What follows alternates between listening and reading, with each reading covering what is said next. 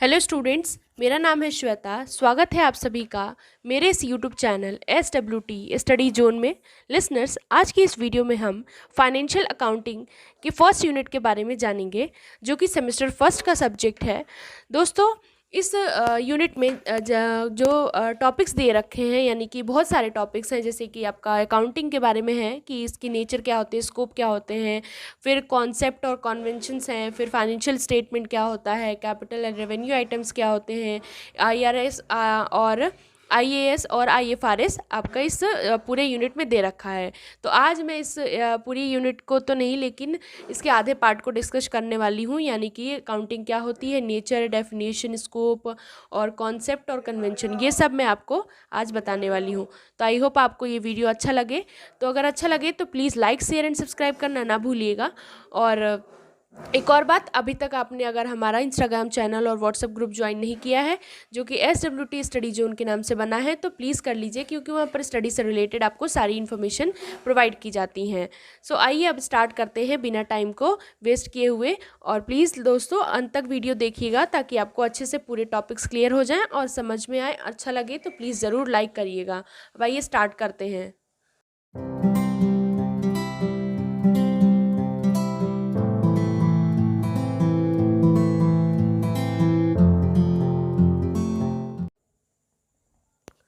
जैसा कि लिसनर्स आप स्क्रीन पर देख सकते हैं, यूनिट फर्स्ट, जैसे कि मैंने शो किया हुआ है कि यूनिट फर्स्ट में कौन कौन से टॉपिक्स हैं। तो आज मैं आपसे डिस्कस करने वाली हूँ डेफिनेशन और नेचर और स्कोप क्या है अकाउंटिंग की, और कॉन्सेप्ट एंड कन्वेंशंस के बारे में आज हम लोग डिटेल में डिस्कस करेंगे। नेक्स्ट पार्ट में मैं आपसे ये जितने टॉपिक्स बच गए हैं उनके बारे में बात करूँगी। तो पहले बात कर लेते हैं कि जो अकाउंटिंग होती है उसके क्या डेफिनेशन होती है, क्या मीनिंग होती है। तो देखिए लिसनर्स, मैंने इसमें मीनिंग दे रखी है अकाउंटिंग की, जैसे कि है nearly every business enterprise has accounting system, यानी कि जितने भी ज़्यादातर बिजनेस एंटरप्राइज होते हैं उनके पास अकाउंटिंग सिस्टम होता है। It is a means of collecting, summarising, analysing and reporting in monetary terms information about business, यानी कि एक ऐसा साधन है जिसके द्वारा हम कलेक्ट करते हैं, समराइज़ करते हैं, एनालाइज भी करते हैं और रिपोर्ट करते हैं। किस टर्म में? मॉनेटरी टर्म में, मनी के टर्म में। और किसके बारे में? इन्फॉर्मेशन जो कि होता है किसके बारे में? बिजनेस के बारे में। तो ये जो लिसनर्स डेफिनेशन है वो RN एंथनी ने दी है। मैंने एक और डेफिनेशंस दिए हुए हैं, लेकिन डेफिनेशन से पहले अब एग्जैक्ट मीनिंग क्या होती है अकाउंट की, वो मैं आपको बता दूँ कि अकाउंटिंग क्या होता है। तो लिसनर्स, जो अकाउंटिंग होता है उसको हम हिंदी में क्या कहते हैं? लेखांकन कहते हैं, है ना। इसको लेखांकन कहा जाता है। ये एक प्रोसेस होता है जो कि फाइनेंशियल एस्पेक्ट्स जो होते हैं, यानी कि वित्तीय पहलुओं जो होते हैं, उनका ये रिकॉर्ड रखता है। अकाउंटिंग का जो प्रोसेस है किसी भी ऑर्गेनाइजेशन या बिजनेस में आप कह सकते हैं, और जो भी फाइनेंशियल ट्रांजेक्शन हो रहे होते हैं उनके बारे में लिखित रूप में जानकारी रखता है ये। तो आई होप आपको ये अकाउंटिंग के बारे में थोड़ी सी इन्फॉर्मेशन अच्छी लगी होगी। और मैं बताऊँ तो लिसनर्स, अकाउंटिंग जो होता है, अकाउंटिंग जितना विज्ञान है, यानी जितना साइंस होता है, उतना ही आर्ट भी है, यानी कि कला भी है। ये पैसों के लेन देन को रिकॉर्ड रखता है, यानी कि जो भी मनी होते हैं, यानी मैंने आपको स्टार्टिंग में इस डेफिनेशन बताया कि मॉनेटरी टर्म्स में ही ये रिकॉर्ड रखता है। और जो भी ये क्लासिफाइड भी करते हैं, और फिर उनका सारांश तैयार करके उनको इस तरीके से उनको प्रेजेंट करते हैं, प्रस्तुत करते हैं, जिससे उनका आराम से हम लोग विश्लेषण कर सकते हैं, एनालिसिस कर सकते हैं, है ना। निर्वाचन भी हो सकता है।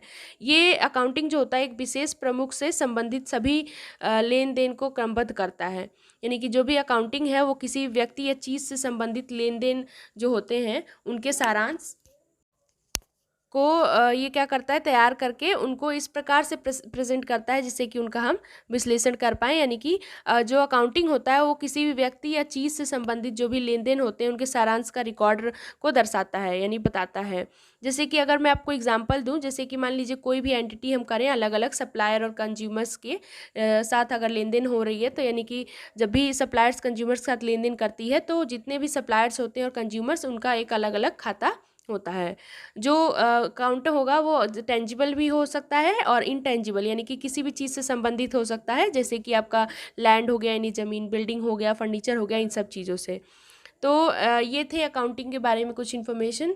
और नेक्स्ट मैं आपसे बता दूं कि इसकी जो डेफिनेशन एक और मैंने दी है, फेमस डेफिनेशन कह सकते हैं, ये ज़्यादातर आपके स्कूल्स कॉलेज में भी आपने पढ़े होंगे। जैसे कि ये डेफिनेशन दी गई है किसके द्वारा, American institute of certified public accountant के द्वारा, जिसमें ये कहा गया है कि accounting is the art of recording, यानी अकाउंटिंग एक कला है किस चीज़ को रिकॉर्ड करने के लिए।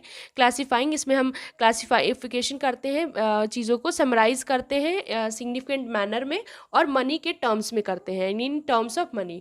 जो भी ट्रांजेक्शन्स एंड इवेंट्स होते हैं जो कि इसके पार्ट्स भी हैं, और of a financial character and interpreting the results thereof, यानी कि सब के सब फाइनेंस से रिलेटेड चीज़ें इसमें रहती हैं। तो ये डेफिनेशन है अकाउंटिंग की। अब नेक्स्ट जो मैं बात करूँ लिसनर्स, तो यहाँ पर देखिए मैंने जैसे बताया भी हुआ है कि किसके द्वारा दी गई है। तो नेक्स्ट जो डेफिनेशन है अकाउंटिंग के बारे में, आप कह सकते हैं कि इसमें जो मैंने अकाउंटिंग की डेफिनेशन दी, कारिन एंथनी की दी और एक ये दूसरी दी। नेक्स्ट मैं आपको बताऊँ तो अकाउंटिंग बिजनेस का ही लैंग्वेज होता है, और communicates the result of operation and financial position of a business to carries stakeholders, यानी कि ये हम फाइनेंशियल पोजीशन के बारे में भी बताता है। जाहिर सी बात है ये सारे मनी टर्म्स में ही चीज़ें इसका रिकॉर्ड रखता है। नेक्स्ट बात करें तो नेक्स्ट है नेचर और फीचर्स और कैरेक्टरिस्टिक्स ऑफ अकाउंटिंग, यानी कि इसके क्या क्या नेचर हैं, यानी कि क्या क्या विशेषताएं होती हैं अकाउंटिंग की। तो अगर इन सब डेफिनेशन को देखा जाए तो उनसे कुछ कैरेक्टरिस्टिक्स फीचर्स आते हैं, अकाउंटिंग के एट्रीब्यूट्स आती हैं। तो कौन कौन सी हैं, तो सबसे पहला है अकाउंटिंग आर्ट भी है और साइंस भी है, यानी कि अकाउंटिंग कला भी है और विज्ञान भी है, यानी इट इज़ एन आर्ट और साइंस। फिर उसके बाद इसमें क्या बताया गया कि अकाउंटिंग आर्ट भी है और साइंस भी है। तो इसमें ये चीज़ बताई गई है कि अकाउंटिंग क्या है, आर्ट है, रिकॉर्ड जैसे कि एक कला है जिसे हम रिकॉर्ड करते हैं, क्लासिफाई करते हैं, समराइज करते हैं बिजनेस ट्रांजैक्शन को, इस व्यू से कि उसमें हम किसी बिजनेस इंटरप्राइज की नेट प्रॉफिट के बारे में जान सकें और फाइनेंशियल पोजीशन के बारे में पता कर सकें। और कोई भी ऑर्गेनाइज्ड बॉडी ऑफ नॉलेज जो कि बेस्ड होती है कुछ प्रिंसिपल्स पे, स्पेसिफाइड प्रिंसिपल्स पे, उसको हम साइंस कहते हैं। जो इस रिस्पेक्ट में अगर अकाउंटेंसी को देखा जाए, यानी कि अकाउंटेंसी को भी साइंस कहा गया है, तो ये भी एक ऑर्गेनाइज्ड बॉडी ऑफ नॉलेज है जो कि कुछ प्रिंसिपल्स पे बेस्ड होती है, और अकाउंटिंग स्टैंडर्ड पे भी। नेक्स्ट बात करें तो रिकॉर्डिंग ऑफ फाइनेंशियल ट्रांजैक्शन, तो जैसे कि आप लिसनर्स स्क्रीन पर देख सकते हैं, रिकॉर्डिंग ऑफ फाइनेंशियल ट्रांजैक्शन में क्या होता है कि इसमें हम फाइनेंशियल ट्रांजैक्शन से रिलेटेड ही रिकॉर्डिंग करते हैं, यानी कि सिर्फ वही ट्रांजैक्शंस और इवेंट्स रिकॉर्ड किए जाते हैं अकाउंटिंग में जो कि फाइनेंशियल कैरेक्टर के हों। और बहुत सारे ट्रांजैक्शन होते हैं लिसनर्स बिजनेस में जो कि बहुत इंपॉर्टेंट होते हैं बिजनेस के लिए, लेकिन वो कभी भी मेजर या फिर एक्सप्रेस अगर मेजर और एक्सप्रेस टर्म्स ऑफ मनी में नहीं हो रहा है तो उनको नहीं रिकॉर्ड किया जाएगा, यानी उस ट्रांजेक्शन्स को नहीं रिकॉर्ड किया जाएगा।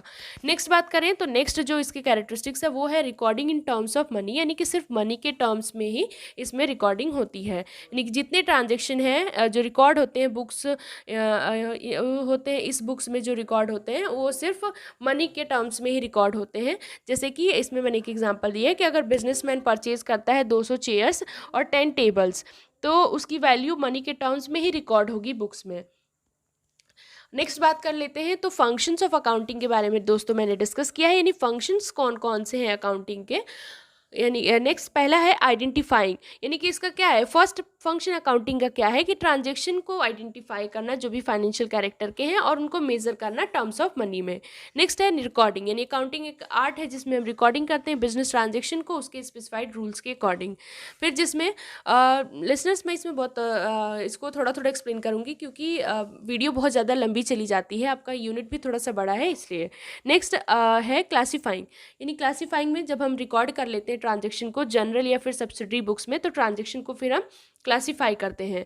फिर नेक्स्ट आता है समराइजिंग, यानी कि समराइजिंग इसके बाद का है। तो समराइजिंग एक आर्ट है जिसमें हम प्रेजेंट करते हैं क्लासिफाइड डेटा को इस तरीके इस मैनर में जो कि मैनेजमेंट के लिए यूज़फुल होता है, अंडरस्टैंडेबल होता है, और जो भी उस डेटा को यूज़ कर रहे हैं उनके लिए भी यूज़फुल होता है, यानी कि other users of such data, यानी कि जो भी उसके यूजर्स होते हैं उनके लिए भी अच्छा होता है ये।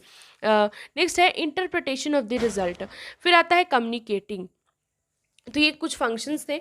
नेक्स्ट है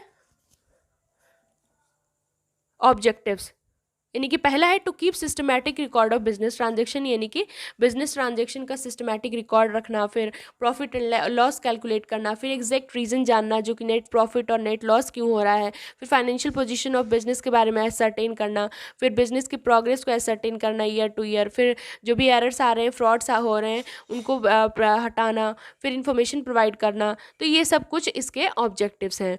नेक्स्ट बात कर ले दोस्तों, तो एडवांटेजेस ऑफ अकाउंटिंग, यानी कि अकाउंटिंग के क्या क्या एडवांटेजेस हैं। तो बहुत सारे एडवांटेजेस होते हैं, क्या क्या फ़ायदे हैं, तो इसके एडवांटेजेस और यूजेस कह सकते हैं आप। तो accounting offer the following advantages, यानी कुछ एडवांटेजेस हैं इसके, जैसे कि पहला है helpful in management of business, यानी कि मैनेजमेंट मतलब ये हेल्प करता है बिजनेस मतलब मैनेजमेंट में जो भी बिजनेस होता है उसमें, जैसे कि प्लानिंग में हेल्प कर देता है, डिसीजन मेकिंग में, कंट्रोलिंग में। नेक्स्ट आता है ये सिस्टमैटिक रिकॉर्ड रखता है और कंप्लीट रिकॉर्ड प्रोवाइड कराता है।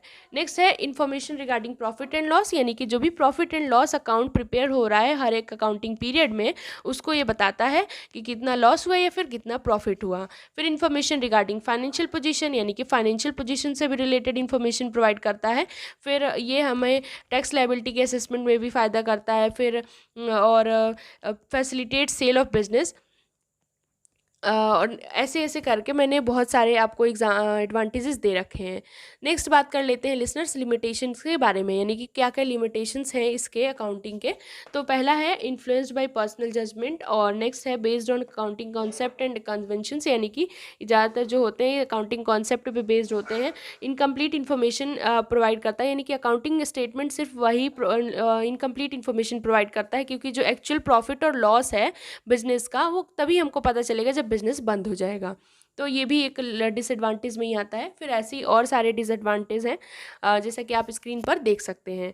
अब नेक्स्ट हम बात कर लेते हैं लिसनर्स किस चीज़ के बारे में, काउंटिंग कॉन्सेप्ट्स के बारे में, यानी कि कॉन्सेप्ट एंड कन्वेंशंस भी आपका एक टॉपिक है। तो उसके बारे में अगर हम बात करें तो क्या कौन कौन से कॉन्सेप्ट्स हैं, कौन कौन से अकाउंटिंग कॉन्सेप्ट्स और कन्वेंशंस हैं, तो उसके बारे में अगर लिसनर्स बात करें तो है पहला अकाउंटिंग कॉन्सेप्ट। अब ये क्या होता है अकाउंटिंग कॉन्सेप्ट, तो अकाउंटिंग कॉन्सेप्ट के बारे में लिसनर्स ये एक बहुत इंपॉर्टेंट टॉपिक है अकाउंटिंग कॉन्सेप्ट, क्योंकि ये एग्ज़ाम में ज़्यादातर पूछा जाता है। जैसे कि अकाउंटिंग प्रिंसिपल्स के बारे में आपने पढ़ा होगा, तो जो अकाउंटिंग प्रिंसिपल्स होते हैं उनको बहुत सारे टर्म्स से डिस्क्राइब किया जाता है, जैसे जम्पशंस, कन्वेंशंस, कॉन्सेप्ट, डॉक्ट्रीन से। तो ये जो प्रिंसिपल्स हैं उनको दो कैटेगरी में बांटा गया था। तो ये अकाउंटिंग कॉन्सेप्ट वहीं से आया है, यानी कि दो कैटेगरी में से आया है, यानी फर्स्ट है अकाउंटिंग कॉन्सेप्ट और एजम्पशंस, और दूसरा होता है अकाउंटिंग प्रिंसिपल्स। तो पहले अकाउंटिंग कॉन्सेप्ट्स की बात कर लें और एजम्पशंस की। तो अकाउंटिंग कॉन्सेप्ट्स क्या होता है, यानी कि ये कॉन्सेप्ट एक provide a foundation for accounting process, एक फाउंडेशन प्रोवाइड करता है। No enterprise can prepare its financial statement without considering this basic concept, यानी कोई भी जो एंटरप्राइज है वो अपनी प्रिपेयर नहीं करती है फाइनेंशियल स्टेटमेंट को बिना इसको कंसीडर किए हुए, बिना बेसिक कंसेप्ट को कंसीडर किए हुए। ये कंसेप्ट बताता है कि कैसे ट्रांजेक्शन को रिकॉर्ड करना है या फिर रिपोर्ट करना है। तो कुछ बेसिक कंसेप्ट्स हैं इसके और अजम्पशंस हैं, जैसे कि पहला आप इसमें देख सकते हैं, जैसे कि इसमें बहुत सारे दे रखे हैं, going concern concept, consistency concept, accrual concept. तो ये सब कुछ बेसिक कॉन्सेप्ट्स हैं अकाउंटिंग कॉन्सेप्ट्स।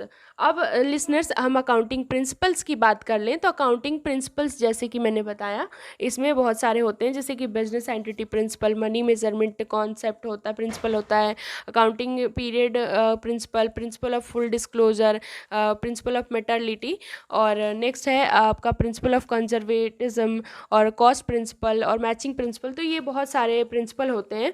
तो अगर हम गोइंग कंसर्न कॉन्सेप्ट, यानी कि जो बेसिक कॉन्सेप्ट में आता है अकाउंटिंग कॉन्सेप्ट के, उसके बारे में बात करें तो इसमें क्या है, इस कॉन्सेप्ट के अकॉर्डिंग क्या होता है कि ये एज्यूम किया जाता है कि जो बिज़नेस होगा वो कंटिन्यू चलेगा लॉन्ग पीरियड ऑफ टाइम के लिए इन फ्यूचर में भी, है ना। इसमें ये चीज़ होती है। ये ये जो ट्रांजैक्शन होता है वो रिकॉर्ड होता है बुक्स में, बिजनेस के बुक्स में, इस एजम्पशन से कि ये एक कंटिन्यूइंग इंटरप्राइज है। नेक्स्ट बात करें तो कंसिस्टेंसी कंसेप्ट आता है, यानी कि ये जो कंसेप्ट है वो बताता है कि जो अकाउंटिंग प्रिंसिपल्स और मेथड्स हैं वो हमेशा कंसिस्टेंट रहते हैं एक ईयर से अनदर ईयर तक भी, और ये चेंज नहीं होते हैं ईयर टू ईयर। नेक्स्ट आता है एक्रूअल कॉन्सेप्ट। तो इसमें एक्रूअल कॉन्सेप्ट जो है, इसमें एक्रूअल जो बेसिस है वो यूज किया जाता है ट्रांजैक्शंस को रिकॉर्ड करने के लिए। ये बहुत ही अप्रोप्रिएट इन्फॉर्मेशन प्रोवाइड करता है किसके बारे में, बिजनेस एंटरप्राइजेस के परफॉर्मेंस के बारे में। तो ये थे कॉन्सेप्ट्स। अब लो दोस्तों, नेक्स्ट हम जो अकाउंटिंग प्रिंसिपल मैंने आपको बताया उसके बारे में मैं अगर वन बाय वन डिस्कस करूँ तो जैसे कि बिजनेस एंटिटी प्रिंसिपल होता है, तो इस प्रिंसिपल के अकॉर्डिंग क्या है, बिजनेस को ट्रीट किया जाता है एक सेपरेट यूनिट की तरीके, और डिस्टिंक्ट रहता है ये अपने ओनर्स, क्रेडिटर्स, मैनेजर्स और अदर्स से भी। नेक्स्ट आता है मनी मेजरमेंट प्रिंसिपल। तो इसमें उसी वही ट्रांजैक्शन और इवेंट्स रिकॉर्ड किए जाते हैं अकाउंटिंग में जो कि मनी के टर्म्स में एक्सप्रेस हो सकते हैं। फिर आता है अकाउंटिंग पीरियड प्रिंसिपल्स। ऐसे ही सारे प्रिंसिपल्स हैं। नेक्स्ट बात कर ले तो अकाउंटिंग कन्वेंशंस क्या होता है, यानी कि अकाउंटिंग कन्वेंशन के बारे में बात करें लिसनर्स, तो in accounting conventions refers to the common practices which are universally followed in recording and presenting accounting information of the business entity. Conventions denote customs और ट्रेडिशंस और usage which are in use since long. To be clear, these are nothing but unwritten laws. तो दोस्तों, जैसे accounting concept मैंने आपको बताया, तो accounting conventions भी होते हैं, ये भी इसका इसी का पार्ट है।